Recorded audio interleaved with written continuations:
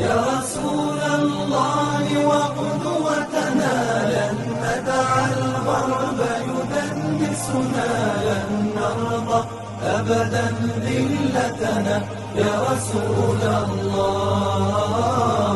أعوذ بالله من الشيطان الرجيم. بسم الله الرحمن الرحيم. نون والقلم وما يسطرون. ما أنت بنعمة ربك بمجنون. وإن لك لأجرا غير ممنون.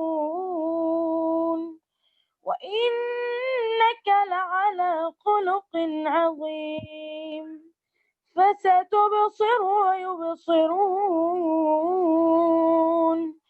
بأيكم المفتون.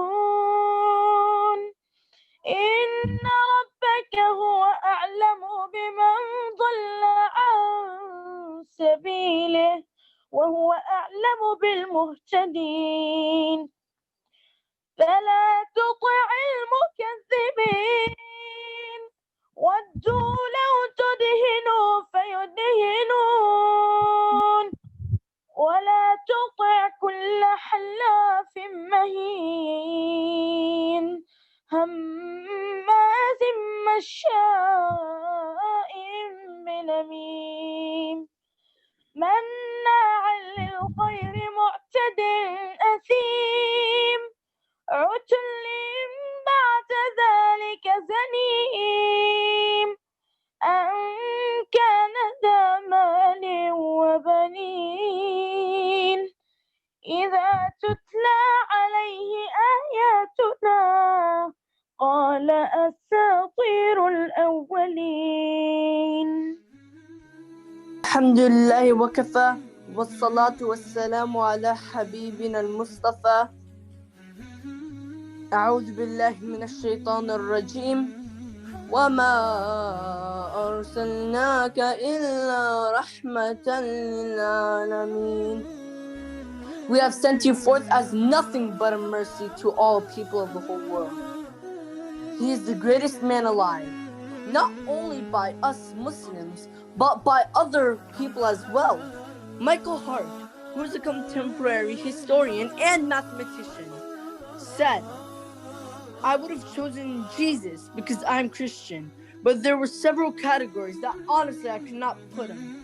Because Jesus wasn't a father, Muhammad, he was. Jesus wasn't a husband, Muhammad, he was. Jesus was not a statesman, Muhammad, he was. Jesus wasn't a warrior, Muhammad, he was. And Jesus was not a ruler, Muhammad, he was. Going on with the story, he gathered other biographers and they made the list of 100 most profound humans on earth. They divided into 32 different categories. And when Michael Hart put Muhammad alayhi salatu wassalam as number one, none will dispute and none could dispute about it. He earned it categorically and metaphorically. According to the New York Magazine archives, the greatest human being that has impacted history and all annual documented history, it had to be Muhammad. If you don't believe me, just search up Michael Hart. And other people throughout history has agreed that Muhammad alayhi salatu wassalam is the greatest man. George Bernard Shaw said, if a man like Muhammad were to assume dictatorship and ruling of the modern world, he would have succeeded in solving problems that would have bring much needed peace and happiness. Hart will later say, my choice is Muhammad to lead the list of the world's most influential persons may surprise some readers and may be questioned by others, but he is the only man billions believed in the illiterate orphan. He lived in the harsh Arabian desert and transformed the backlash society into the greatest nation anyone has ever seen. And he is the only one in all of history who has realized his visions within his own life. He was born in Mecca, he was raised in the desert, and he was persecuted. His followers were killed, ashamed, slain, doing whatever they act like they couldn't, just because others were being supremed over them. So, when he later left to Medina, he has spread the message all over Arabia. And now he has a state, maybe you could say government, an empire. But when he came back to Mecca and spread the message, and when he became the ruler, he ate, drank, and dressed the same way as 23 years back. He was fair and just. He didn't punish whoever he wanted for no reason or rewarded for whatever reason. Unlike the people of today, a man who lived but only thought of the hereafter because of this ayah. وَالْآخِرَةُ خَيْرٌ وَأَبْقَى. And he is the one and only creator, Allah. So he has sent Muhammad alayhi salatu wassalam to destroy all kinds of injustice in the earth, a character for humans to follow. The Prophet never lifted his hand to anyone, not his wife, not his slave, not an orphan, nor an enemy, except when the enemy was opposing Allah in the battlefield. The Sahaba radiallahu anhum had said on the battlefield, Wallahi, we found him in the middle of the enemies fighting.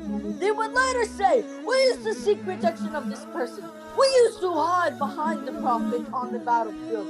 He was such a warrior and such a statesman on the battlefield. He spoke gently, and he was warm. He was sacred. He was caring and crying for us.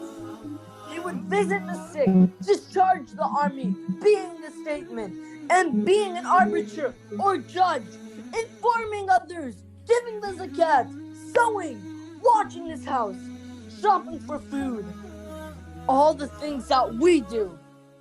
And yet, he only is one man who prays 4 to 5 hours at a time during the night. And in the turn of day, he would go fighting the battle, explaining how the laws of the ahkam are, instructing how to do, and praying 4 to 5 hours a night. How can you do this? How can you ever do this? This is a man with a message, a man who wants to show that Islam is the right way of life. And Muhammad, according to the Quran, is a witness over all believers. A man who is caring. A man who even when the law cried, he has came to assure him. He is the last prophet. And believers are witness over mankind. But they also follow the way of Muhammad.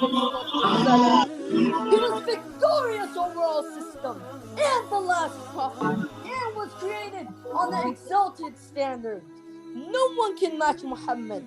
Not Confucius, not Buddha, not Alexander the Great, not Napoleon, not Julius Caesar, not Constantine, no Xiaoping, nor Richard III or Ferdinand II. Not Churchill, not Gandhi, not Albert Einstein, not George Washington, and certainly not Bill Clinton, nor Tony Blair. No one can be like our Prophet alayhi salatu wassalam, because I know of a man who's a role model.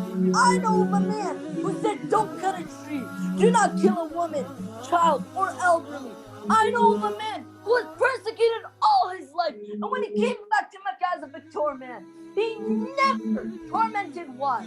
He has never hit a slave. He has never punished one for no reason. He is a man of just. I know of a man who was ridiculed all of his life, but even after his death, he was also ridiculed. And I know when we teach and follow his ways, we all become his legacy that we need. إن الله ملائكته يصلون على النبي يا أيها الذين آمنوا صلوا عليه وسلموا تسليما صل على محمد عليه الصلاة الصلاة والسلام